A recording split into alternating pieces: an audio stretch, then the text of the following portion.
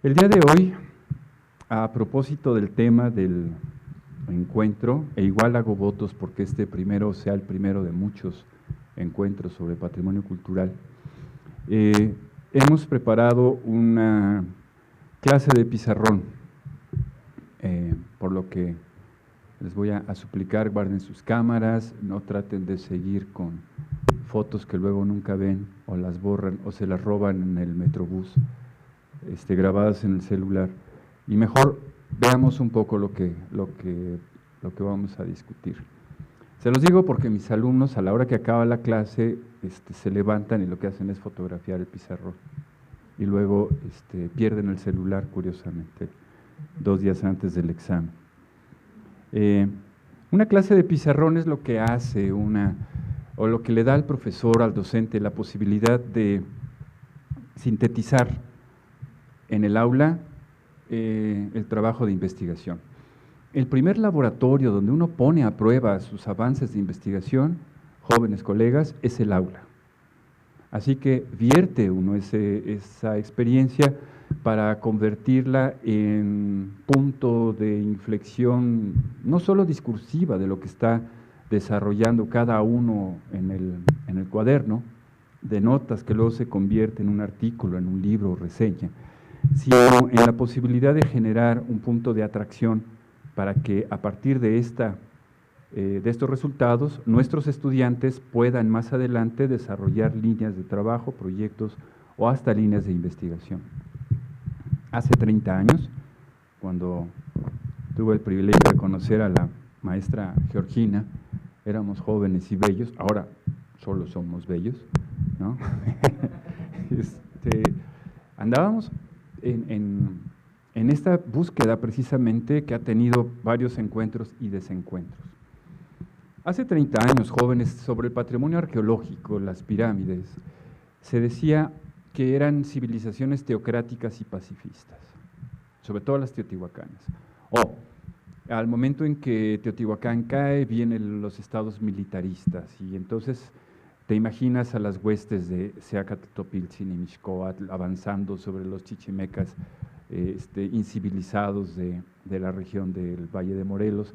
O cuando te dicen los teotihuacanos eran teocráticos y pacifistas, pues te los imaginas sonriendo, ¿no?, todo el día porque eran pacifistas, y teocráticos dándose con la izquierda golpes de pecho y con la derecha pues una piedra, ¿no?, pues, si no, ¿quién hizo la pirámide del Sol?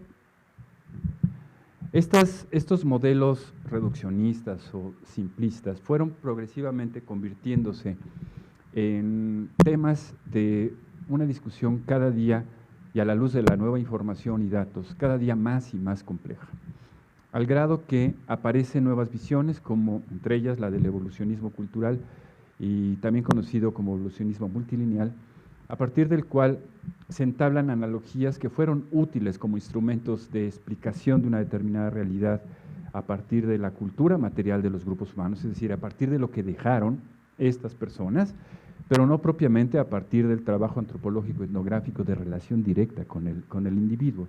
Nosotros no dialogamos con nuestra materia de trabajo, los arqueólogos trabajamos directamente con las obras del pasado. No confiamos en la ouija, pues, para poder dialogar con un personaje del pasado. Y esta aplicación de las visiones evolucionistas trajeron como consecuencia el abatimiento de ese reduccionismo del modelo occidental, y nos metieron en una dinámica muy intensa de explicación ahora del desarrollo cultural de las civilizaciones extintas a partir, pues, de la progresiva incorporación de mejores condiciones de vida, en fin, de este concepto de evolución como una secuencia que en el tiempo progresivamente aporta más y mejores componentes a las formas de vida. No obstante, es siempre cualitativo y ascendente en el tiempo. Cuando vemos que la arquitectura, por poner un ejemplo, teotihuacana, es mucho más compleja y tecnológicamente mucho mejor acabada que la arquitectura mexica, o que un arquitecto mexica entre arquitectos del periodo clásico en Teotihuacán hubiera sido un macuarro media cuchara chalán, ¿no? Entonces, no podíamos asumir ni tampoco decir públicamente que la arquitectura mexica era la involución de la arquitectura teotihuacana. No sé si me explique. De tal manera que hace 2 años, con motivo de los 3 años, del centenario de la teoría de la evolución de las especies de Darwin, nos reunimos. Ha habido muchas reuniones de las cuales hemos formado parte y hemos llegado a un acuerdo. No vamos a hablar de evolución cultural más, porque esta analogía de que si el hombre evoluciona como especie, las obras del hombre evolucionan también, es en principio válido como instrumento hacia la búsqueda de la complejidad de los procesos de transformación de los satisfactores. Pero es tan pequeña o limitada como aquella de llamar a los teotihuacanos teocráticos y pacifistas, ¿no? O aquella del gringo que dice, Mexican pyramids, if you see one, you see them all. Si viste una, las viste a todas. Y entonces los arqueólogos mexicanos le contestamos a los gringos, that's strange, but we think the same about American girls. Y eso incluye a tu mamá. Okay. Tuviste una, pues las tuviste a todas, y eso incluye a tu abuelita. Esas visiones reduccionistas en este momento han sido progresivamente abatidas. Los arqueólogos, los antropólogos, no hablamos más de evolución cultural, de unos años para acá. Hablamos de complejidad. Hablamos de que la arquitectura mexica, comparativamente a la arquitectura teotihuacana, en términos del desarrollo de su tecnología, es más compleja, pero es menos especializada. Y es lógico. Los teotihuacanos tuvieron para hacer un edificio como el templo de Quetzalcóatl 600 años de experiencia, cuando el mexica, para terminar y culminar el templo mayor, no dispuso más que de 250 años, en un lugar donde no había piedra, donde la piedra era de importación. Había que traerla en canoas desde la región de Chalco, de la región de Huixotla, de la región de Cuauhtinchán, de donde venía el Tlaloc, ni más ni menos. Su forma de organización social tuvo que ser compleja, toda vez que tuvo que enfrentar la condición beligerante de los grupos humanos que se disputaban la hegemonía de la cuenca en el momento en el que la lengua náhuatl era dominante, en el momento en el que los mitos y las leyendas estaban jugando un papel fundamental en la consecución de obras y en la organización social y en la construcción del discurso ideológico. El panteón de deidades de los mexica es mucho más complejo que cualquier otro. Y esa complejidad ideológica nos está hablando de esa complejidad social y de ese ejercicio de una política que todavía hoy la vemos reproducida en logotipos tricolores, ¿no?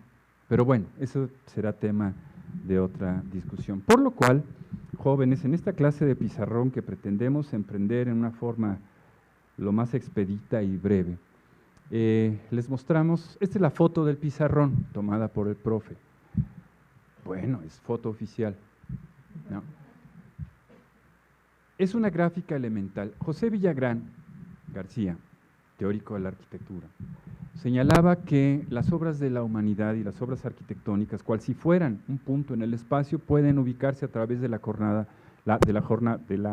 componente de las ordenadas en las X y las abscisas. Es decir, a esta con la atribución de tiempo, secuencia cronológica, y la componente de espacio físico en las abscisas o el eje de las Y. Lo que hemos intentado aquí es colocar en las X al tiempo y en las ordenadas al gradiente de complejidad. ¿En qué radica el gradiente de complejidad? En una mayor o una más numerosa convocatoria para la edificación o la elección de sitio o la construcción de vivienda o la remodelación de una estructura. Lo que tienen aquí, jóvenes, es el resultado de varios años de investigación en un intento de síntesis, a partir del cual partimos del momento en el que no hay nada. el punto 0,0 de nuestra gráfica es el punto donde alguien o alguienes deciden construir y hacer una ciudad en ese preciso lugar. Cuando llegaron los europeos a América y particularmente al territorio de la Nueva España, había una gran cantidad de lugares habitados, ¿no?, y ocupados por los grupos indígenas. ¿Quién decidió hacer Xochicalco donde precisamente se encuentra Xochicalco y no abajo? ¿Por qué Monte Albán está donde está? Tienes que ir a Monte Albán y ver el control visual, estratégico, defensivo, total, absoluto, envolvente del campo visual que genera Monte Albán con respecto del control político, ideológico, militar, económico que se ejercía en los pueblos de abajo. El emplazamiento de los sitios arqueológicos, jóvenes, es el resultado de un ancestral conocimiento puesto en la práctica. No fue un saorí con una horqueta de madera caminando por el mundo y cuando la horqueta se le iba para abajo, allí es donde iban a hacer la ciudad. O como lo hizo Mahoma, más inteligentemente que el saorí occidental. Soltó a su camello sediento en Medina y le dijo a su gente, yo ya me cansé, aquí me quedo abajo de la palmera. Donde se eche el camello o veas que rasca, ahí vas a hacer la mezquita de Medina. ¿Por qué? Porque el camello percibe perfectamente dónde está el agua. Y ese fue el punto. Ahora, ¿quién de ustedes se cree la historia del águila sobre el nopal, devorando a la serpiente, que al ver a los dos teomamas se inclinó ante ellos? Y ese nopal nace sobre el corazón vuelto piedra del sobrino de Huitzilopochtli. En términos reales, estoy hablando con futuros arquitectos, urbanistas, diseñadores, planificadores. Yo creo que nadie se la devora, pero nos complace enormemente, al grado que es nuestro escudo nacional. Y lo saludamos todos los lunes cuando éramos niños, con fervor y pasión patrios. Es un prodigio, es una leyenda. Y aunque nadie lo pueda creer, o pueda creer que eso ocurrió, ese es en la historia el hito que oculta todo ese otro conocimiento ancestral necesario para haber dicho, aquí será nuestra capital. Ese punto 0,0 está discutido en un artículo que ahorita les doy el dato, publicado en el 2012 por la UNAM. Vamos entonces a la gráfica, si me permiten, vamos a ir un poquito apresurados por los tiempos. Es una arqueología de la arquitectura en el México antiguo, una propuesta que desde el 2008 hemos desarrollado hasta el día de antier. Prometo cambiar la fecha pronto. La componente de tiempo en el eje de las ordenadas y la componente de complejidad o gradiente de complejidad en las abscisas. ¿A qué nos referimos con ese gradiente de complejidad? A la progresiva incorporación de componentes en un sistema activo de producción, ¿no? ¿Por qué?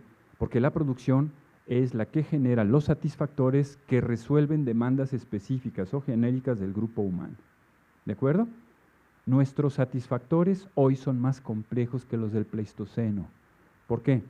Porque con un artefacto de 150 gramos, oscuro, con un lado cortante, en el Pleistoceno un Tepexpan mataba mamuts. Hoy un artefacto como esos, y sin él no podía vivir. Hoy un artefacto como estos no es más complejo. Aquel artefacto era solo de obsidiana, es decir, sílice, SiO2. En un objeto como estos hay al menos 13 elementos de la tabla periódica y sirve para comunicarse. No es mejor ni peor, es simplemente más complejo. Pero lo más importante es que está incorporado en la forma de vida de cada uno de ustedes al grado que lo han considerado ya hoy un objeto imprescindible. Y si no, pregúntenle a sus mamás. Si no los localizan por el celular, a ver de qué color se les pone la cena ese día. El punto 0,0, decíamos, va directamente a una relación original del entorno o sitio con el grupo humano. La determinación a través de la selección del sitio, del grupo humano, de elegir un determinado punto en el espacio para sentarse, es un acto trascendental, ¿no?, que no pudo ser dejado a la casualidad. Y ahí vamos un poco a la construcción de nuestras constantes. El abatimiento de las casualidades nos lleva al terreno de los gradientes de complejidad. Esto es, en el urbanismo y arquitectura prehispánicos, colegas, nada es casual. No es como sus rincones maceteados de sus proyectos, ¿ok? Donde no saben qué poner luego, ahí está la macetita, ¿no? No, nada es casual. En un proceso de producción de espacios culturales, nada puede quedar improvisado. ¿Y saben por qué? Porque no es una decisión individual, sino es una decisión colectiva. Decía Fernando Bárbara, un maestro nuestro que ya murió. Las obras del pasado fueron hechas por sabios y genios, quizá astrónomos, conocedores de su entorno, que claro está, hoy les llamamos arquitectos para apropiarnos algo de su prestigio. ¿De acuerdo? ¿Quién pudo haber hecho esto? Dirían, ¿no?, sus profesores de historia, un arquitecto.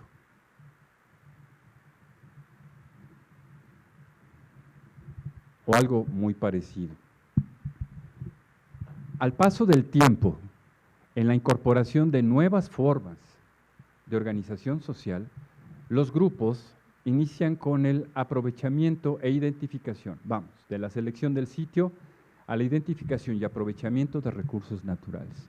Y ahí es donde el camello de Mahoma entra en el juego de la fundación de Medina en el año 623 de la era cristiana. Y es allí donde nos interesa ensayar formas de organización social. La infraestructura urbana es el conjunto de acciones consecutivas o simultáneas que tienen un propósito elemental: la conversión del suelo en suelo útil, la conversión del territorio natural en territorio cultural, la conversión del paisaje natural en paisaje cultural.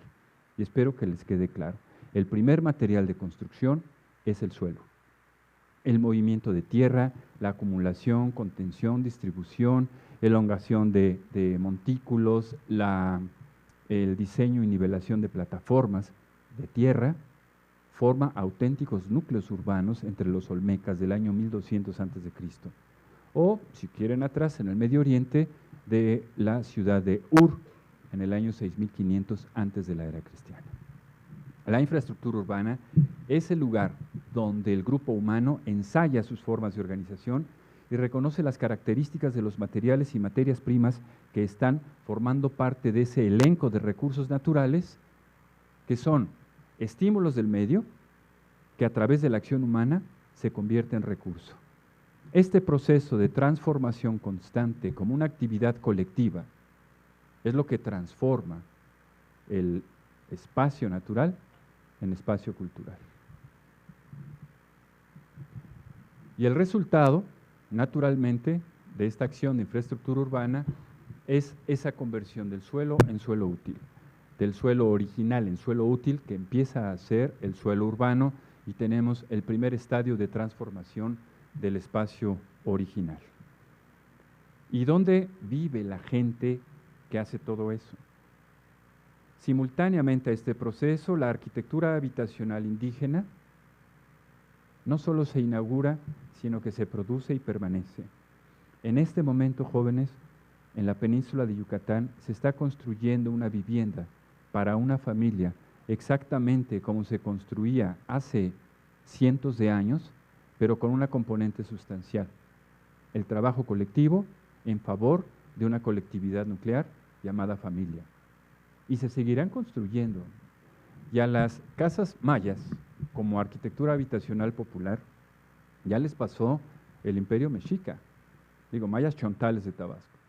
Ya les pasó encima el virrey, el oidor, el encomendero, el archiduque, ¿no? Ya le pasó encima la república, las leyes de reforma, ya le pasó encima la amortización de los bienes de la iglesia, ya le pasó encima la renovación moral de la sociedad, la solución somos todos, ¿no? El PRI, el PAN, no sé si le haya pasado el PRD según el municipio, pero en Macuspana seguro, ¿no?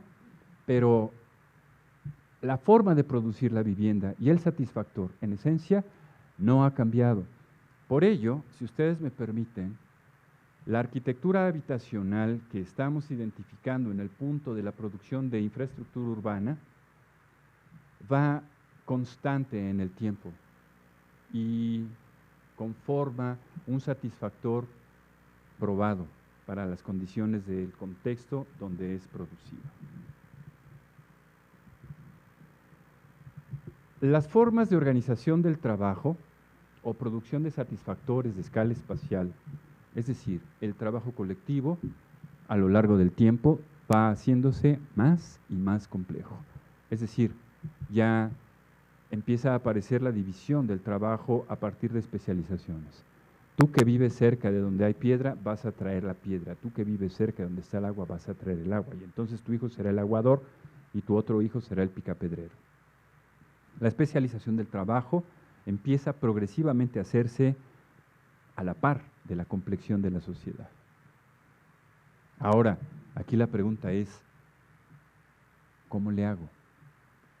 La planeación o la planificación, que es la predisposición de los recursos intelectuales necesarios para la producción de un espacio cultural, no pueden sino resultar de la abstracción de todo aquello que está ocurriendo en el entorno. La abstracción gráfica de los eventos del entorno, jóvenes, es la geometría. La geometría es esa forma como los seres humanos graficamos o diagramamos o abstraemos algo que está ocurriendo en nuestro entorno. Y lo tenemos como una componente casi de la especie humana. Es que yo no sé hacer planos. Bueno, dime cómo llego a tu casa. Bueno, mira, sales del metro, vas aquí, oye, estás dibujando en planta. Sí, sí. Esa abstracción geométrica que nos es, en esta época, casi parte de una segunda naturaleza, aparece aquí como uno de los aspectos a través de los cuales la planificación, es decir, la previsión de lo que va a ocurrir, tiene sentido. El trabajo colectivo es no especializado. Aparentemente todos empiezan haciendo de todo y progresivamente van adquiriendo cada uno su propia especialidad. ¿En qué momento de la historia? En el momento en el que el resultado del grupo es el emplazamiento que luego contendrá una ciudad. Plataformas, contenciones, calzadas, diques, aljibes, drenajes, procesos o resultados de ese proceso de apropiación de los recursos naturales que finalmente conducen a la apropiación del espacio como ahora como espacio comunitario. Y estamos en el punto B de nuestra gráfica.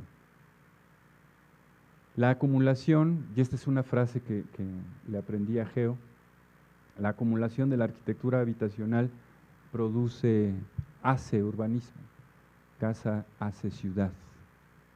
El conjunto de la arquitectura habitacional popular, los caseríos, empiezan a ser esos subcentros urbanos que dependerán no propiamente de una cabeza central, sino que pueden preexistir, pero de entre ellos uno es el que toma la ventaja. Y esto, jóvenes, se los puedo decir como resultado de 29 años de trabajo en el área maya. Los subcentros aparecen como caseríos y luego uno de ellos toma la ventaja. ¿Qué uno? No sabemos. Y es donde vienen situaciones de orden político o ideológico. El lugar donde nació aquel que fue desde aquí y se la rompió a los del pueblo de junto. Eso puede marcar un hito importante, pero no podemos saberlo porque no está escrita la historia de los mayas, sino en las estelas que apenas estamos empezando a descifrar.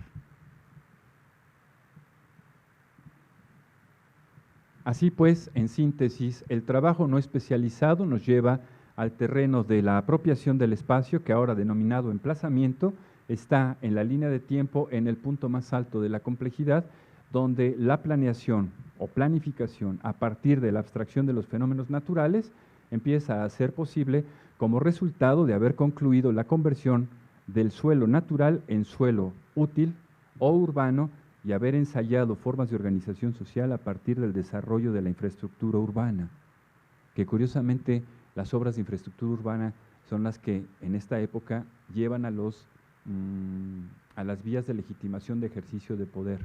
Hicimos tantas carreteras, hicimos tantos drenajes, pero no hicimos tanta arquitectura. Por eso es que los ingenieros tienen más chamba que nosotros, porque están insertos en el sistema de legitimación de ejercicio del poder de los grupos que ejercen el poder. Bueno, casi me sale el sonsonete, ¿verdad? Bueno, la arquitectura habitacional popular, con este proceso progresivo de mayor incorporación o de mayor complejización o complejidad, confiere a ciertos ejemplares de esa arquitectura un carácter de mayor importancia por dentro del género habitacional, por lo cual aparece la arquitectura habitacional suntuaria y luego los palacios. Dentro del proceso de edificación y construcción de la ciudad aparecen antes de que incluso los complejos arquitectónicos estén concluidos. ¿Por qué? Porque empieza a haber mando antes de que haya incluso ciudad. Es en este punto donde el trabajo coordinado es ahora especializado y llegamos al lugar donde se producen las obras arquitectónicas. Ya tengo infraestructura, ya tengo emplazamiento. Es decir, ya organicé a la gente, ya dispuse del terreno, ya generé todo aquello necesario para el sostén físico del asentamiento, que es la infraestructura. Ahora vienen las plataformas y terrazas para los complejos arquitectónicos. La obra arquitectónica se produce aquí a través, vamos a ver, a través de un sistema que vamos a denominar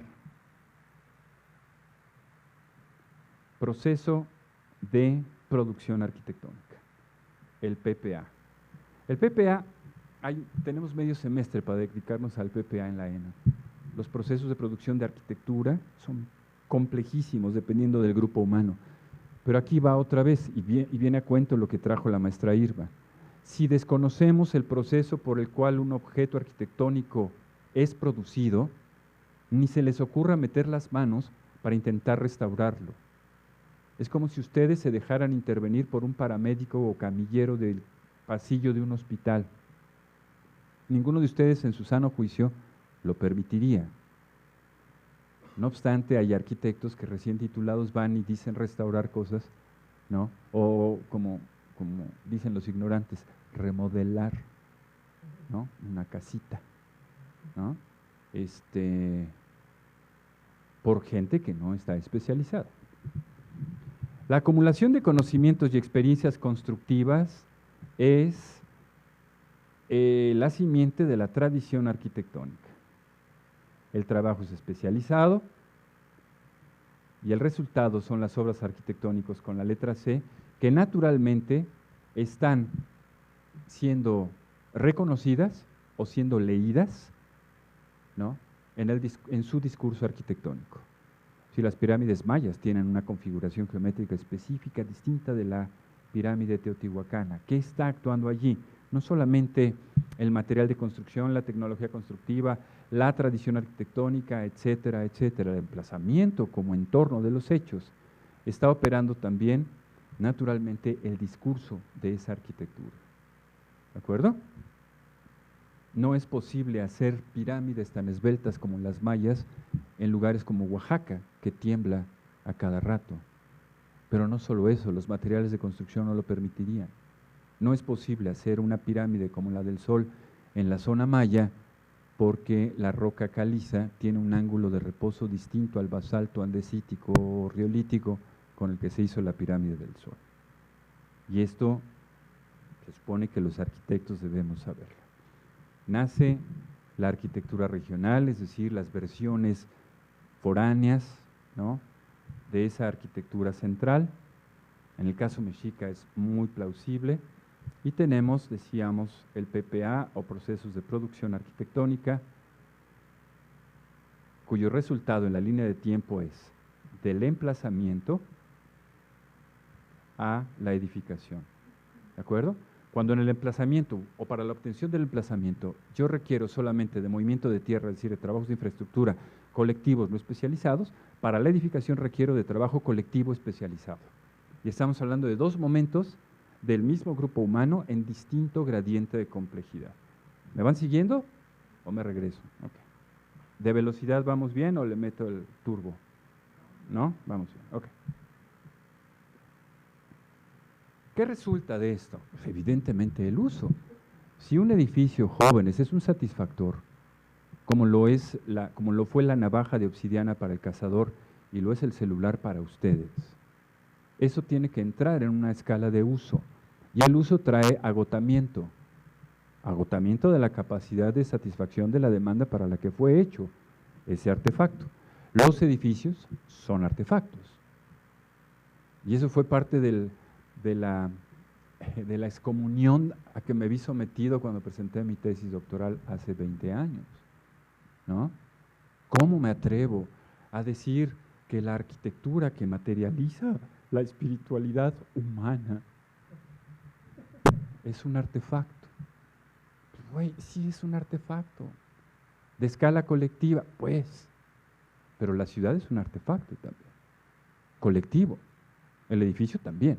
¿Por qué? Porque cumple una función específica y es producido con ese cometido. Lleva una labor de continente, de un contenido espacial al cual los seres humanos le atribuimos una función. Es un artefacto. Cuando aparece una vasija en el pozo, porque a ese sí le decimos artefacto, tenemos el continente, la vasija, el contenido se ha perdido. Y especulamos entre el continente, ¿no?, para suponer que había de contenido. En un edificio igual. Está el continente y el contenido cultural ha muerto. Hablé como chileno, ¿verdad? Ha muerto. No, ha muerto. Entonces, ¿cómo es posible que perdamos de vista en el campo visual se nos ocluya esa percepción funcional del objeto arquitectónico? Se usa y se agota. Y cuando se agota, este objeto es materia de trabajos de conservación y mantenimiento. Ya no solo la edificación, que ya vimos que es un indicador de gradiente de complejidad de una sociedad extinta, sino que ellos también la conservan o la demuelen. Hay edificios que los propios teotihuacanos demolieron y ocultaron a la historia teotihuacana y nunca nadie más supo de las generaciones futuras que ese edificio existió. El templo de Quetzalcóatl, ni más ni menos, que ahora se está explorando por el arquitecto Sergio Gómez. ¿Ya vieron que metió un robot que diseñó el Politécnico? Le decimos Wally, ¿no? A ver si no, no, Wally. Es igualito a Wally, no es falta de recoger basura. Después del uso tenemos la primera historia, aquí, que se da en gradiente de complejidad y tiempo, y luego una segunda historia, una tercera o N historias. N historias que se reducen a la historia del uso del espacio. Y aquí es lo que vimos en una continuidad cronológica con la maestra Irma. En tal año fue tal cosa, en tal año fue tal otra, en tal año fue tal otra, otra y otra. Y dice que hay un profesor que dice haber ido al cine, pero también era salón de baile. ¿A que no dijo, yo fui ahí cuando era antro? No, soy universitario, ¿cómo voy a...? Ahí vi lo que el viento se llevó. Ay, ¿no? Ahí conocí a mi primer chava. Bueno, en fin. ¿Cuál es? Anda por ahí de la tercera historia del edificio. ¿Me van siguiendo? De un edificio, muchos o cuantos formen el paisaje urbano de la ciudad. El uso marca vigencia. La conclusión... Salud. La secuencia de sobreposiciones concluye que el edificio caduca. ¿Caduca en qué? Caduca en su condición de satisfactor. Ya no satisface más la necesidad original para la que fue hecho. Se pierde el discurso y su legibilidad. ¿Y qué ocurre? Se abandona.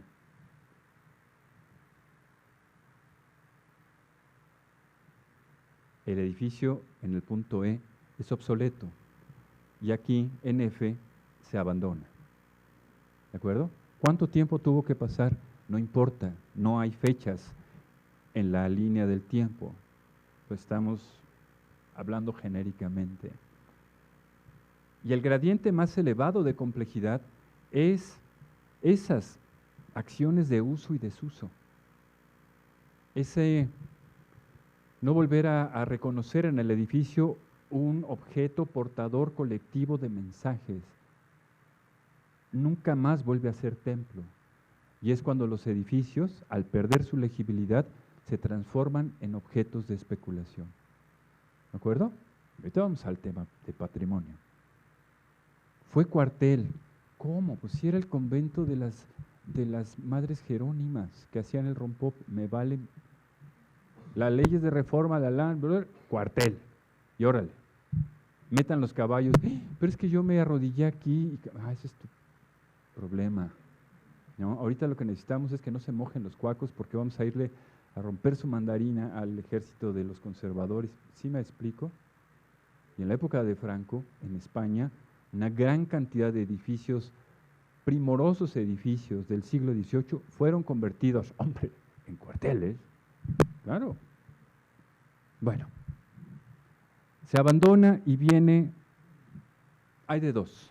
La acción deteriorante del medio, es decir, el edificio se abandona y en el mundo maya la selva vuelve a reclamar su terreno, por encima de las labores de infraestructura y por encima de la ciudad. Y entonces vienen esas fantasmagóricas fotografías de la National Geographic, ¿no? Las raíces arrancándole las piedras a los edificios. ¿Las han visto? Seguramente. Pero el problema viene cuando la acción deteriorante es antrópica, jóvenes, cuando hay demolición deliberada, ¿no? Por muy mal que esté el edificio de Jesús María, no hay acción deteriorante deliberada. ¿Sí me explico? Es el paso del tiempo el que ha dejado en ruinas a este objeto. Pero cuando la destrucción es por agentes antrópicos, uy, la mejor obra del barroco francés, hecha por el arquitecto Gabriel al rey Luis XV, es el Palacio de las Tuilerías. Bueno, fue el Palacio de las Tuilerías, del que hay descripciones exorbitantes de su riqueza y de su suntuosidad. ¿Alguien conoce el Palacio de las Tuilerías? No, los revolucionarios franceses demolieron hasta los cimientos el palacio. ¿Por qué? Pusieron pastel de Sanborns, bellísimo. No es por el pastel, es por lo que representa. ¿De acuerdo? La Revolución Francesa cambió las instituciones y cambió los portadores del mensaje de lo que estaban combatiendo. En cambio, en México, el Palacio Legislativo de Porfirio Díaz lo convertimos en el monumento a la Revolución, que ahora ya tiene pajarito, ¿no? La quinta columna, ¿ya la vieron ahí? De vidrio, ya te ves, hasta subido, me imagino, ¿no? Decía mi abuelo, hacer revolución y no cambiar instituciones es como bañarse todos los días y no cambiarse los calzones. El monumento a la Revolución es una obra del Porfiriato. Ojalá hubiera un monumento a la Revolución algún día. Dicen los parientes de Zapata que entonces sí permitirían que estuviera ahí. La demolición deliberada sobreviene como un acto de renuevo generacional donde la acción deteriorante del medio se ve empalidecida por la acción del hombre. El hombre es capaz de grandes obras como estas, pero es capaz también de convertirlos en polvo o que no quede piedra sobre piedra. Es ese momento cuando el objeto arquitectónico se convierte en objeto arqueológico. Okay. Preguntas hasta aquí. Ahí está, de la A a la F. En la A tenemos como resultado la disposición del suelo con la infraestructura, con el emplazamiento es la conversión del paisaje a horizonte cultural, los objetos arquitectónicos edificados como resultado de los procesos de producción arquitectónica, el uso social del espacio una vez que el objeto se ha obtenido, el espacio contenido por el entorno urbano, que es el continente, y entonces se entabla una relación fractal, padrísima, continente-contenido. El paisaje contiene a la ciudad contiene la arquitectura contiene el espacio contiene a las personas. ¿Sí? ¿Vamos bien? Donde se va progresivamente de genérico a específico, se va desdoblando, ¿no? La relación articular en la relación continente-contenido se da por un aspecto estrictamente funcional que vamos a denominar cometido. Si no tiene uso, si no tiene una función específica, esta relación del continente y el contenido se rompe. ¿De acuerdo? Equivale a lo que hacen ustedes cuando esto se vacía. ¿Vale? Y no le crean, ya que traigo aquí la botella, hay maestros que dicen, el arquitecto es el creador del espacio. Electropura es la creadora del agua, entonces. ¿No? Electropura embotella el agua es un ecofacto, el espacio es un ecofacto, preexiste mucho antes de los arquitectos. Lo que hacemos es darle una función, es llevar a cabo la tarea ancestral que como arquitectos tenemos, es capturar el espacio para darle una función, es generar continentes que contengan espacio con un cometido específico de habitar, trabajar, enseñar, etcétera, etcétera. ¿Ok? Bueno, como ven, nunca me verán en la lista de los premios Pritzker y yo sigo durmiendo tranquilo. El uso social del espacio contenido por el entorno urbano continente es el proceso por el cual se dan sobreposiciones y amplificaciones. Esa es una cuestión que sigue hasta nuestros días vigente.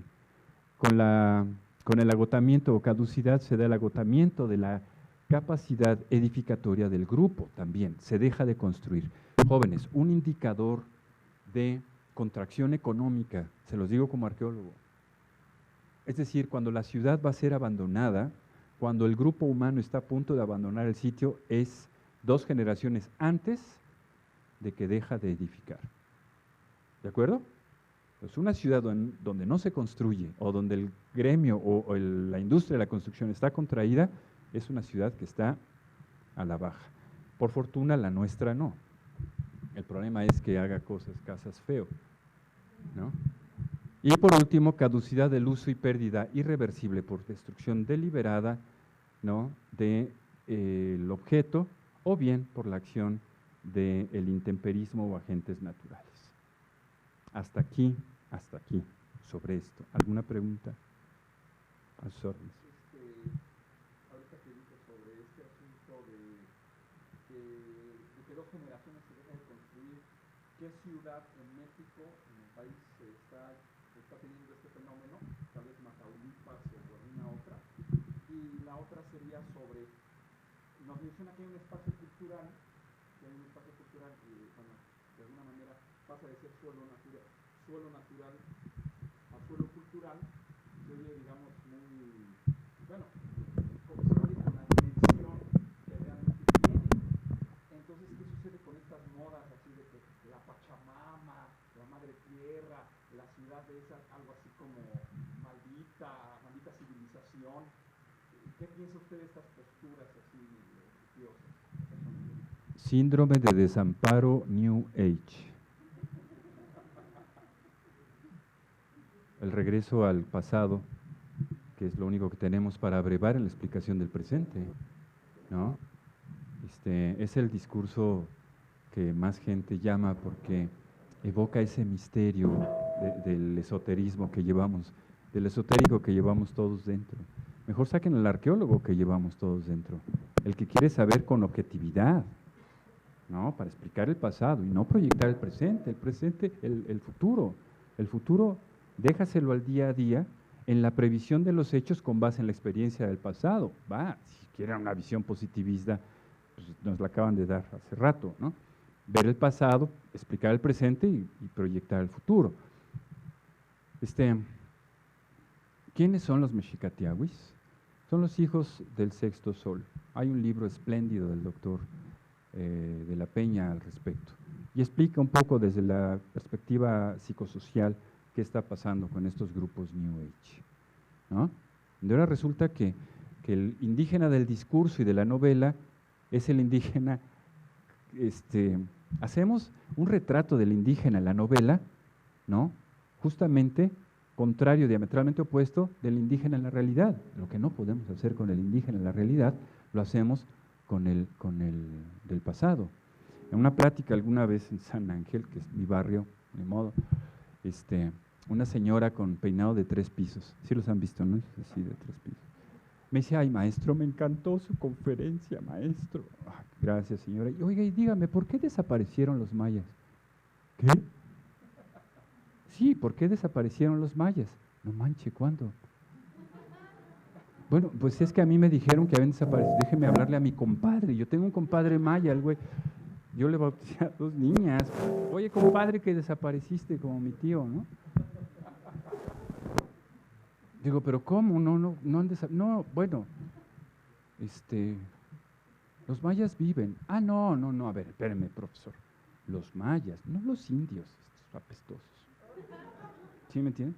El último maya que vi, lo vi con una máscara, entrevistado por la televisión y andaban en el movimiento zapatista, eran los 90. Entonces no me diga que han desaparecido los mayas. ¿Sí me explico? Se pone de relieve. Hacemos del indígena del pasado lo que somos incapaces de hacer con el futuro de los indígenas de este país. Y que me oiga quien me quiera oír. ¿No? Porque en el discurso de la novela el indígena es valeroso, gallardo, osado, arrojado, buen mozo, guapo, no le apeste el oso, en fin. Pero las doncellas son lindas, hermosas, principescas, son vírgenes. ¿Han oído hablar de eso? Ellas lo son. Es decir, hacemos de ese otro mundo lo que no somos capaces de reconocer en las virtudes de los indígenas con los que convivimos día con día. No sé si contesté o me pasé. Sí, y también lo de si hay una ciudad en México que ustedes han de Claro. construir hace 2 generaciones. Varias. Real de 14 se fue, San Pedro. Las ciudades mineras, que son asentamientos dados por virtud del recurso natural que están explotando, cuando este recurso se agota, se abandonan. Y es interesantísimo. Y ahora son pueblos fantasmas, ¿no? Hay una apología de esto en una caricatura que le encanta a mis hijos. Es una película que se llama Rango. ¿No la han visto? Ahí está. El recurso agotado por la manipulación ideológica y política, pero el recurso en beneficio de unos y el héroe que sale siempre. El que en este país seguimos esperando al héroe, estamos como los judíos, esperando la venida de Quetzalcóatl. Espero que no lo vaya a tomar tan al pie de la letra, no nos vaya a caer aquí algo. Muy bien, jóvenes. Vamos a verlo ilustrado rapidísimamente porque esto se acaba. Okay. Este es el cuadro que ya conocen. ¿Alguien me lo podría explicar? En otra ocasión, porque ahorita vamos a... Estos son los emplazamientos convertidos de tierra a tierra. Olmecas 2125, 3120 antes del presente, de acuerdo con fechamientos de carbono 14. La venta en el estado de Tabasco tiene una componente sustancial de orientación al norte magnético. Norte magnético. Pues no que Marco Polo nos trajo la brújula, no, la llevó a Europa en el año 900 de la era cristiana. Papel, arroz, espagueti, la brújula, la pólvora, el ábaco, la filosofía. No, esa no. Es la fecha en que los europeos no entienden mucho de Lao Tse o de taoísmo. Y entonces, ¿cómo es que los olmecas hicieron ciudades orientadas al norte magnético? Ok, ahí les dejo la mosca en la oreja. Rellenos, contenciones y nivelaciones como un primer ensayo de trabajo colectivo, apenas especializándose. Los primeros momentos de los procesos de apropiación que generan todo este tipo de infraestructura que convierte al suelo natural en suelo útil. La arquitectura habitacional aparece como una solución a demandas de espacio habitable, pero se diferencia una de la otra por su emplazamiento por encima de la otra. Aparece el binomio, jóvenes, de la arquitectura prehispánica, templo o basamento y templo. ¿De acuerdo? La casa que está emplazada por encima de las demás, aunque esté exactamente igualmente resuelta en su tecnología constructiva, es el templo. ¿Me siguen? Posteriormente, en la línea del tiempo y progresiva complejidad, la abstracción de los componentes de la naturaleza, en este caso el basamento troncocónico de Cuicuilco y su emplazamiento como resultado de las ventanas arqueológicas que conjuntamos en 1996, nos da como resultado, bueno, la aproximación a lo que pudo ser un emplazamiento urbano, ¿no?, que está fechado para el 1100 en sus orígenes antes de la era cristiana y con 2 grandes movimientos a resultado de la erupción del Xicle en el 600 a.C. y el año 0 más o menos, 100 más, 100 menos, de la era cristiana. No se preocupen, los datos arqueológicos varían de 100 a 150 años. Es decir, arqueológicamente no nos importa si eres tú o tu bisnieto o tu bisabuelo. Okay. ¿Sí me explico? Eso es algo chistoso. Bueno, las casas habitación y los caseríos se hacen a su vez más complejos, ¿no? Sin por ello estar en un territorio de progresiva evolución o cambio cualitativo. Se reproducen y se diversifican en sus funciones. Este es una casa, un conjunto casa-corral en la región de la llanura costera del Golfo de México. De estas casas vemos desde el río Pánuco hasta Progreso en el Golfo de México, Progreso en Yucatán. Las casas habitación ensayan formas de obtención del recurso. Aquí es un chultún doméstico. En la casa se produce y se obtiene recurso hidráulico. Por ejemplo, el chultún es el sistema de recolección de agua, edificado a través del acto colectivo, pero el agua se obtiene a través de los desniveles que van directamente a una piedra horadada, chultún, que recolecta el agua y la almacena. En la secuencia es muy sencillo. Vamos a viajar sin tener que fumar nada entre el año 600 antes de Cristo y el 600 después de Cristo. Lo que vamos a ver en segundos es el trabajo de 25 años de los arqueólogos en Tikal, ¿no? Pero fue el trabajo de 1200 años de los mayas. Esto quiere decir a 4 generaciones por siglo, son 12 siglos. ¿De cuántas generaciones estamos hablando? 48 generaciones. Jóvenes, ¿dónde estaba su quinta generación atrás y qué hacía? Somos una generación de migrantes, ¿ven? Los mayas vivían en esos sitios, construían en esos sitios y sabían a la perfección qué hacía su 19ª generación atrás. En el año 600 antes de Cristo, la selva está invadiendo el territorio y hay de un promontorio de caliza una oquedad que los grupos humanos se apropian como el punto central de su asentamiento. Progresivamente se edifican una serie de plataformas en los procesos de apropiación. Ojo, esta es la escala humana. Y el bosque tropical húmedo va cediendo lugar al territorio progresivamente ocupado por los grupos humanos. Las plataformas se suceden, hay muertos, hay grupos o individuos que se sobreponen al común de su población y se guarda memoria de ellos a partir de sus tumbas. Progresivamente la selva va cediendo el lugar a la infraestructura, los basamentos, la edificación, la sobreposición, las plazas, la complejidad de su arquitectura y el recuerdo vívido de ese punto inaugural ahora reproducido arriba. ¡Auch! A ver, jóvenes, ¿cómo me pasan este nivel acá? Después de 400 años. ¿Me explico? ¿Cómo le hacen para que la caverna de Teotihuacán, que está en el centro geométrico de la pirámide, 8 metros abajo del suelo, tenga por variación de 90 centímetros a plomo la cúspide de la pirámide? Un problema de trazo y nivelación digno del chorrocientavo cuatrimestre, ¿no? Atentos, está aquí. Y encima de ese ahora se hace una especie de tlecuil, una caja de agua, y luego encima se le edifica un templo que adquiere progresivamente mayores dimensiones, hasta quedar la selva totalmente desplazada y ahora la gran Acrópolis Norte que vemos aquí en la acuarela del Doc, esta, ¿no? Es uno de los emplazamientos más significativos, digamos, insignia del sitio de Tikal. De tal manera que es el parámetro para que luego vengan estos edificios. En Tikal, Guatemala, los grandes edificios son del año 730, 670 al 730. Este es del 600 antes de Cristo al 600 después de Cristo. O sea que ocupa el escenario y el espacio mucho antes que los grandes edificios por los que son conocidos Tikal. Este hábito de la progresiva sobreposición y refuncionalización de los objetos está aquí contenida por la hipótesis de trabajo que generamos en el 2002, a partir de la cual suponemos, por un análisis geométrico, que existe un templo en el interior del templo de las inscripciones, lo cual nos lleva a sospechar que además de la tumba de Pacal, hay al menos 2 cámaras más.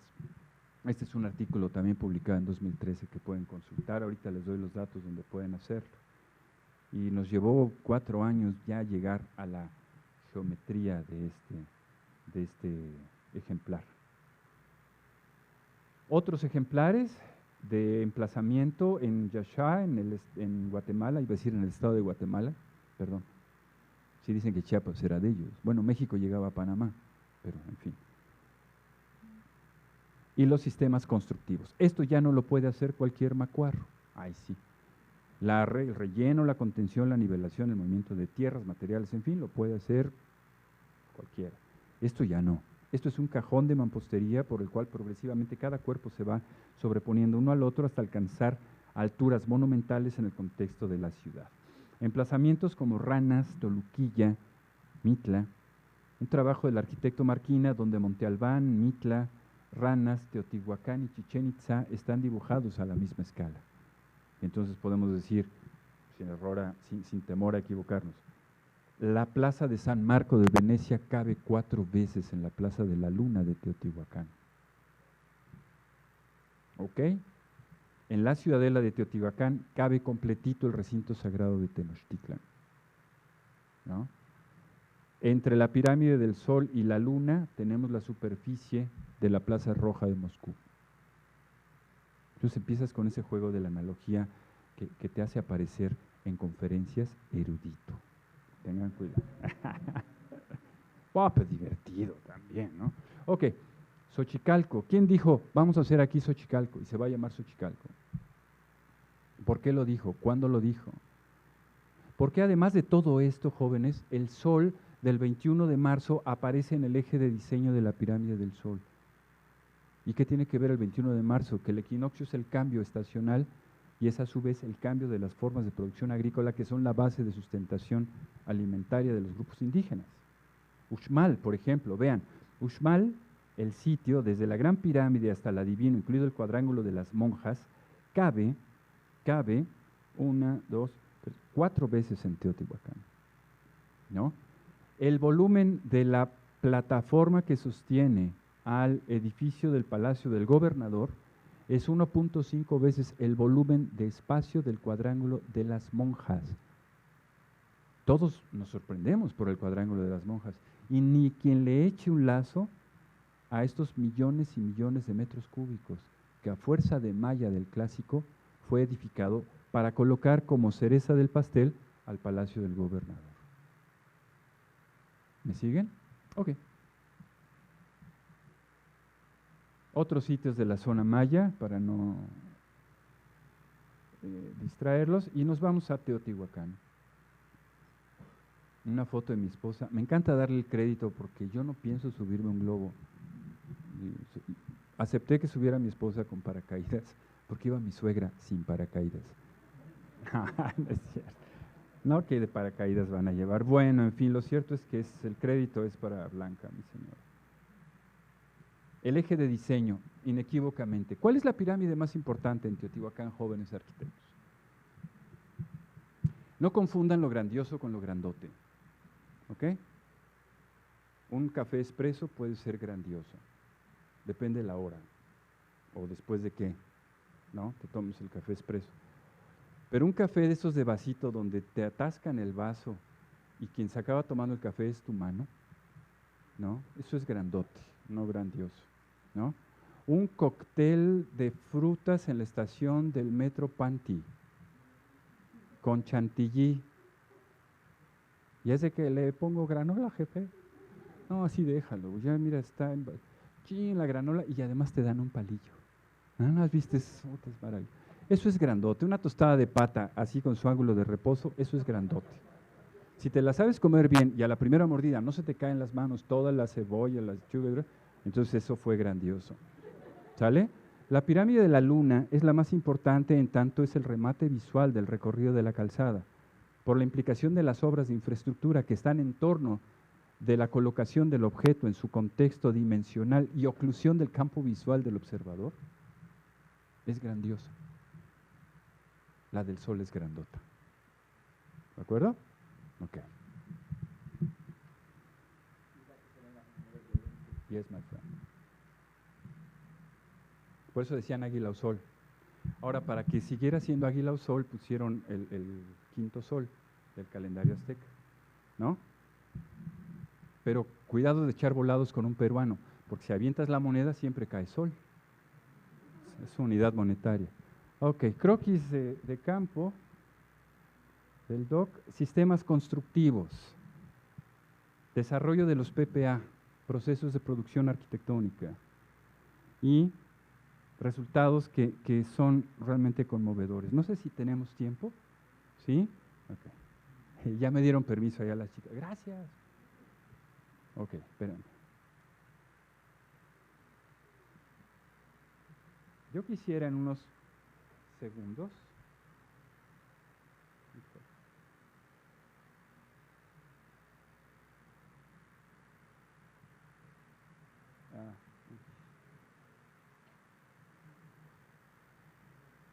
Ok, vamos a ver. Vamos a iniciar, jóvenes, espérenme, no se comuniquen, me distraen, hey, me distraen.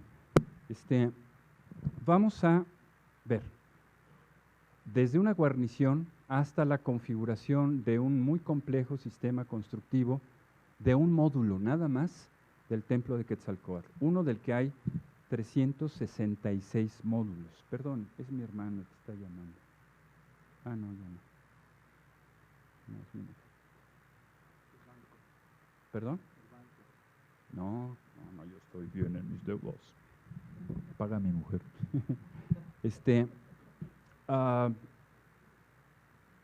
Un módulo que requiere al menos 14 distintas especialidades de trabajo constructivo con aproximadamente 650, 700 kilogramos de resultado arquitectónico, que ustedes van a ver ahorita la progresiva complejidad de este objeto y que tendrás que reproducir 366 veces para tener el edificio.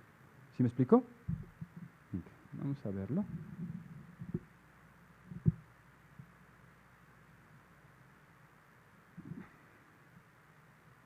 Este, jóvenes, es el templo de que vamos a ver, esta es una guarnición que nos permite cambiar el nivel de aquí a acá. Un incremento en el volumen, una geometrización y preparación de un ángulo, luego la colocación longitudinal de molduras ranuradas que reciben 2 hiladas de piedra previamente labradas para deslizar el clavo con la cabeza de Quetzalcóatl. 2 hiladas que forman este eje de simetría y luego cierran el sistema con la moldura superior para iniciar el desplazamiento del talud y cerrar el sistema constructivo con un pavimento de cal. Facilito. ¿Va de nuevo? ¡Ey! No sabía. Esta banda. Bueno. Y este es el resultado en términos de lo que vemos los arqueólogos, y este es el resultado de lo que vas a ver el próximo domingo que vayas a Teotihuacán. No, not yet. Pronto. Pero ya con las cámaras que tienen ahora, va de nuevo, ¿sí? Tienes una guarnición, decíamos, que contiene material y diferencia un nivel aquí abajo de otro nivel aquí arriba. La guarnición. En el hombro del talud, ¿no?, van a pasar cosas. Incrementas volumen y generas las preparaciones del ángulo donde va a quedar la caja de la espiga.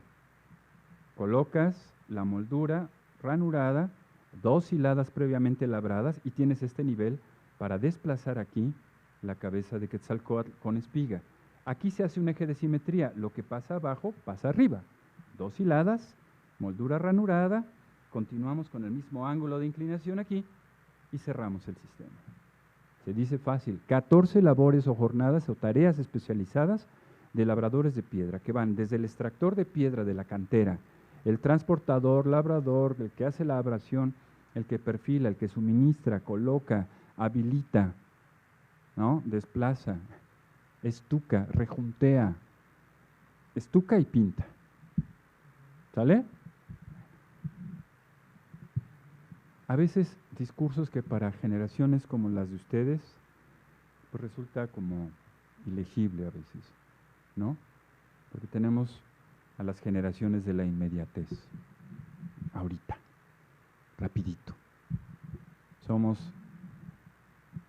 Platicábamos hace rato con la maestra Geo, somos la primer generación, somos la última generación que obedeció a sus padres y la primera generación que obedece a los hijos. ¿Okay? Y como docentes somos la última generación que admiró a sus alumnos y ahora tiene que someterse a los alumnos. Ojalá cuando ustedes sean padres de familia o maestros de esta sacrosanta institución no les vaya a pasar algo parecido. Bueno, estamos por terminar. Ok, tenemos un preci pendiente. No es este.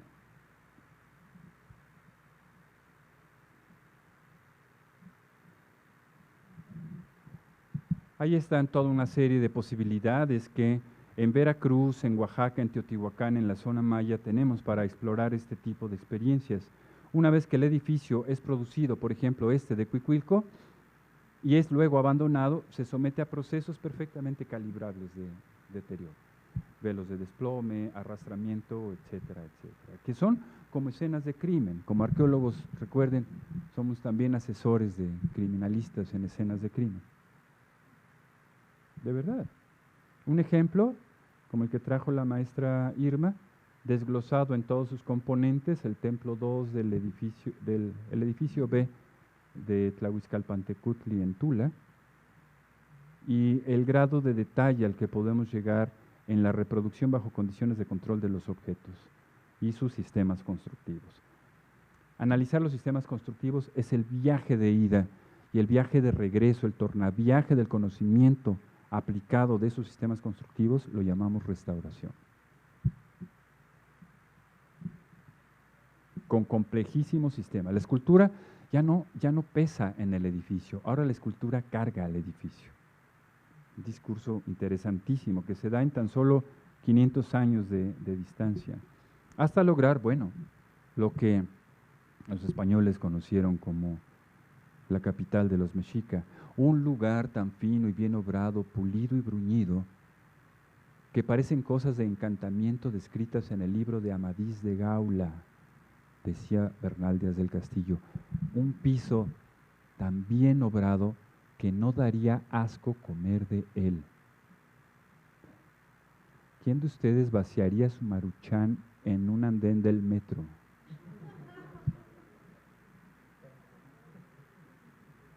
Y luego, pues con palitos chinos se levanta bien. Claro, eran soldados que llevaban 3 meses en un barco crujiente de madera, ¿no?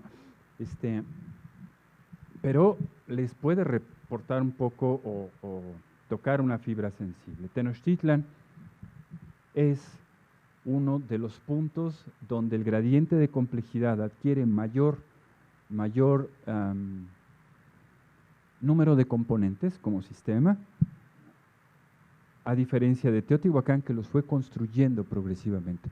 Podríamos, como resultado de esto, decir, los mexica tienen una arquitectura que es el resultado de la acumulación de conocimiento y de transfiguración de la tradición urbana y arquitectónica del centro de México. Fueron suficientemente hábiles como para apropiársela, asumirse como herederos de esa tradición y ejercerla en la expansión territorial en un sistema económico tributario efectivísimo, que duró hasta bien entrado el siglo XVII, ahora incorporado por la política europea de la evangelización. Obras impresionantes, monolíticas, por ejemplo, en Malinalco, es una reconstitución del profe soy yo. Este es el cuadro cronológico a partir del cual las experiencias se van acumulando. Este es un cuadro de 1981 que todavía me gusta usar porque es muy gráfico.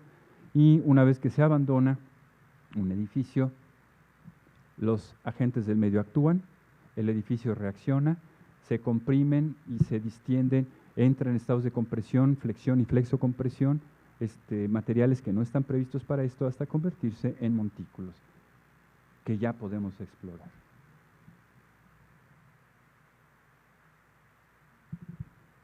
Y ahí está la gráfica con la que iniciamos, después de haberla ilustrado.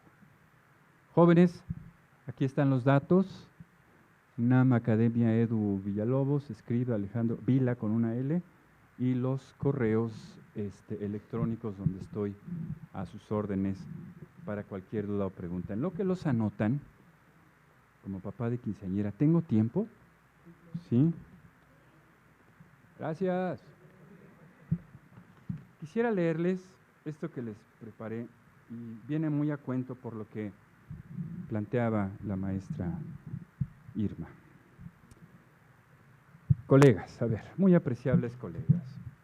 Próximamente se cumplirán 75 años de la fundación del INA,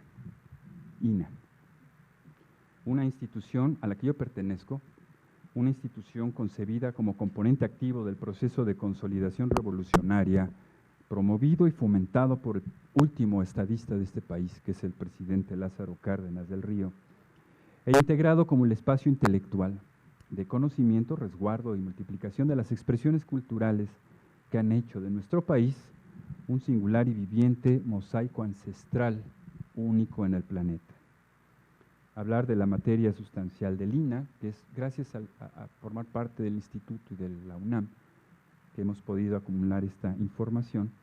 Hablar del INA, hablar de la ENA, es hablar de patrimonio cultural en el paisaje, las rutas, la infraestructura, las ciudades, los emplazamientos arqueológicos e históricos, los barrios, la edificación. Y hablar de ello es reconocernos a través de lo que resguardamos. Hablar de patrimonio cultural, colegas, es hablar de soberanía. Es reconocer también el grandísimo privilegio que tenemos los profesionales de esta materia, que tenemos de tocar con las manos lo que muchos solamente pueden acariciar con la mirada. Es intervenir las fuentes objetivas de nuestra identidad y actuar en favor de su integridad y absoluta garantía de permanencia. Con esta convicción, los fundadores de nuestra institución conjuntaron voluntades procedentes de muy diversas disciplinas y perspectivas profesionales, trascendiendo lo local e inmediato para consolidar objetivos nacionales y, por qué no, objetivos universales, rebasando la seductora proyección individual a cambio de la unidad, de la labor de conjunto y del trabajo colectivo, que hoy tanta fortaleza le dan a nuestras instituciones. Desde entonces, años 30, más de 80 años, los arquitectos hemos ocupado un sitio de altísima responsabilidad en el logro de los objetivos institucionales, no solamente del INA, sino en las instituciones de educación superior como docentes. Y hemos asumido el compromiso de portar la estafeta de quienes en tiempo nos preceden. Avanzamos, pues, a hombros de gigantes. Refiere el saber ancestral que la mejor cátedra es el ejemplo. Aquí, hoy reunidos, estudiantes, siempre jóvenes, siempre inquietos, y alguno que otro escapado discípulo de los pioneros de la conservación patrimonial urbana, arqueológica y arquitectónica en nuestra latitud. Es decir, muchos discípulos de esos grandes arquitectos cuyos espíritus animaron la colocación de la piedra fundacional de una labor que estamos obligados a mantener, enriquecer y multiplicar. La conservación del patrimonio edificado es una tarea colosal. Lo hemos intentado explicar aquí como la tarea colosal que ha sido producirlo. Es igualmente colosal lo necesario para preservarlo. Porque en las obras del pasado se materializa la sabiduría, el esfuerzo y el trabajo acumulado de las generaciones ancestrales. Eso lo hemos aprendido bien. Solo el trabajo genera valor, valor objetivo e irreproductible, objetos continentes del ahorro social contenido, edificaciones que señorean el paisaje, monumentos que han desafiado a la gravedad y han derrotado al tiempo, pero que son altamente vulnerables ante la creciente especulación territorial e inmobiliaria de ciertos sectores de la sociedad contemporánea. Los arquitectos organizados somos capaces de grandes obras. Las cofradías, los gremios, las logias, las academias, las escuelas, las facultades, los colegios de profesionales, los departamentos, las federaciones nacionales e internacionales de colegios de arquitectos, bla, bla, bla, dan cuenta de un devenir ancestral de nuestras formas de organización. Jóvenes, hay versiones contemporáneas de organización donde la virtualidad y las redes hoy juegan un papel de primordial importancia. Es un hecho de la realidad empírica, es decir, es un acto observado, discutido desde las plataformas normativas de la antropología, que en un contexto de bienes escasos, la beligerancia y confrontación explican las relaciones entre los grupos humanos. Hoy, los sindicatos de arquitectos surgen como opciones alternativas de organización gremial de cara a las reformas laborales montadas en un neoliberalismo avasallante. Por ejemplo, en la Unión Europea, donde los españoles se adjudican la primacía en 2008, dicen, ala, que es el primer sindicato de arquitectos, porque ahora les faltó la chamba, ¿no? Pero trajeron bocabajeados a los aparejadores durante cientos de años. Bueno, ahora ya hay un sindicato. Sin afán de polémica y por más de 15 años, en el INA fundamos el primer sindicato de arquitectos de habla hispana del mundo. ¿Y por qué? Porque la forma de organización sindical nos permitió defendernos de todas estas cosas que se nos adjudicaban por descuido, cuando en realidad es un descuido de otros personajes. Colegas, arquitectos y estudiantes aquí presentes, concluyo con un decálogo que pretende sintetizar la experiencia de algunos años de experiencia. 1.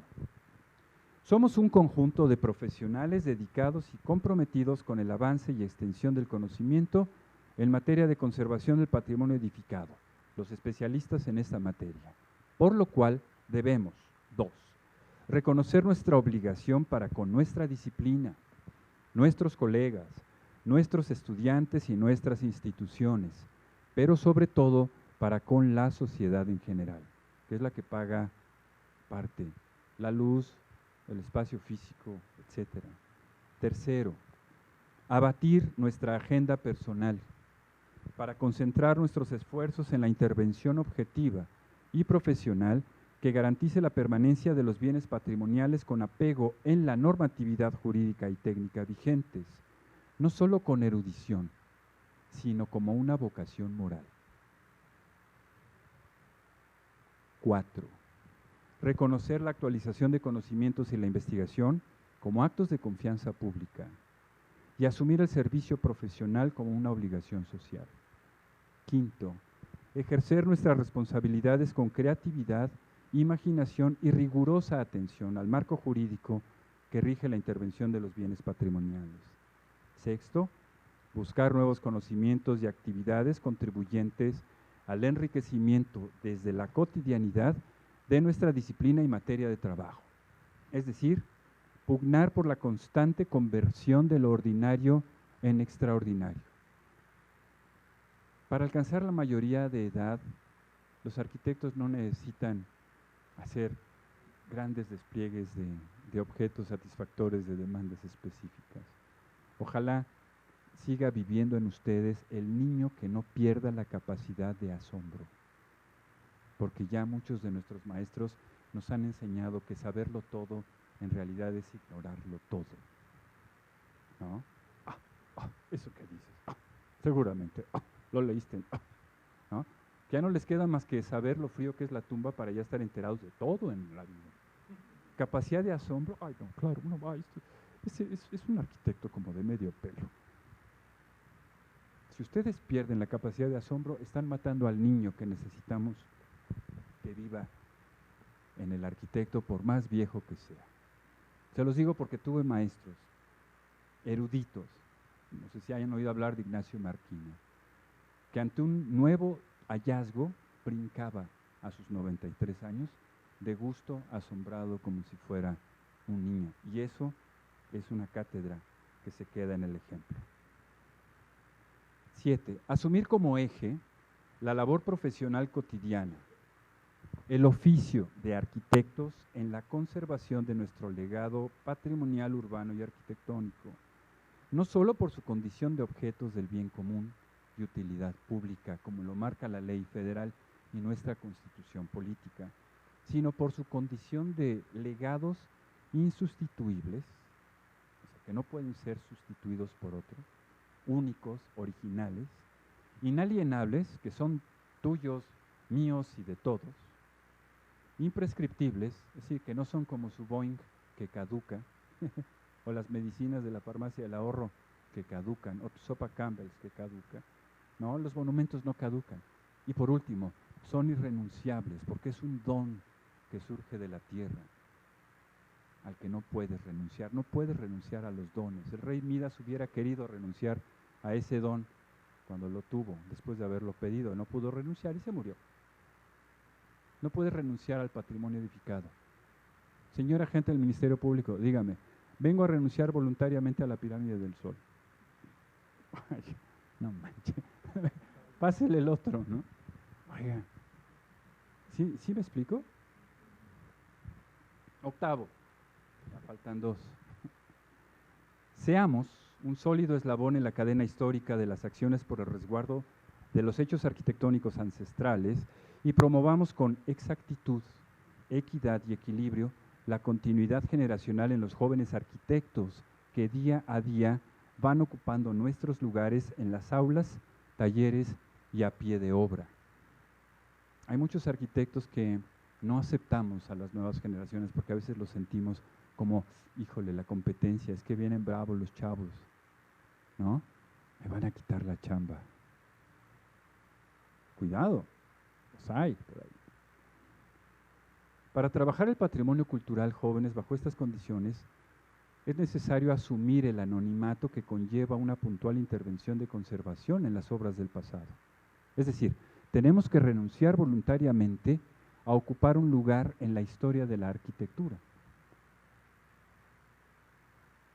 para que los protagonistas de esa historia, es decir, los monumentos, continúen desafiando a la gravedad y derrotando al tiempo.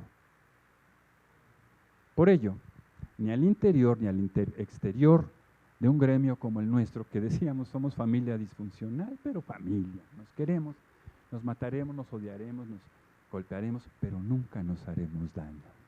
¿No habían oído eso?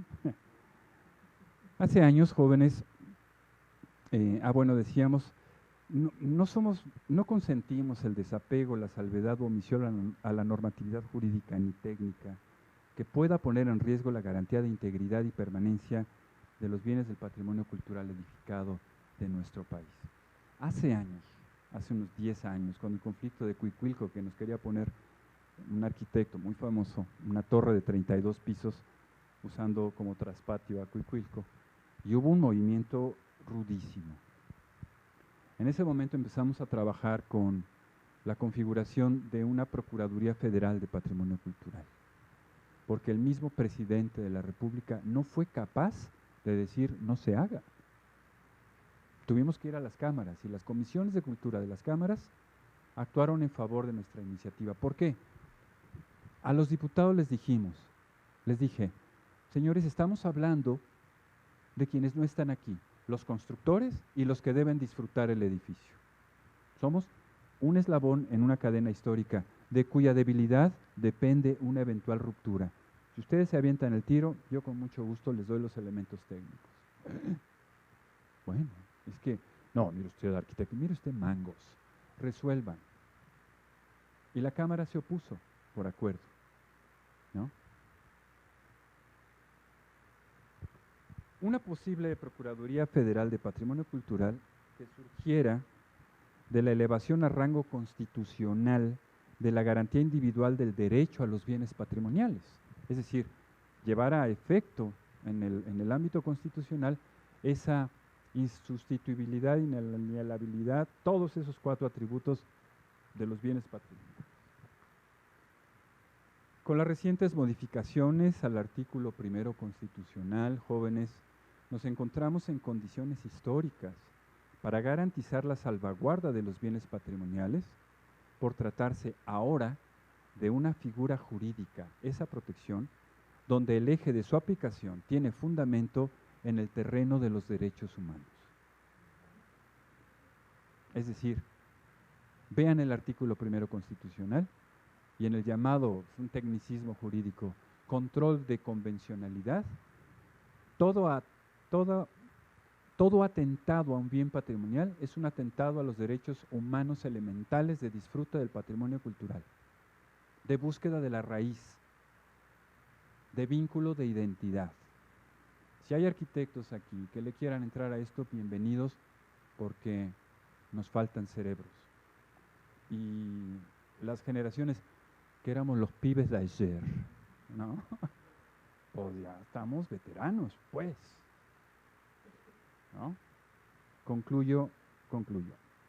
Jóvenes colegas, estamos en condiciones óptimas para trabajar intensamente por nuestras fuentes objetivas de identidad materializadas en el patrimonio cultural de nuestra nación. Muchísimas gracias.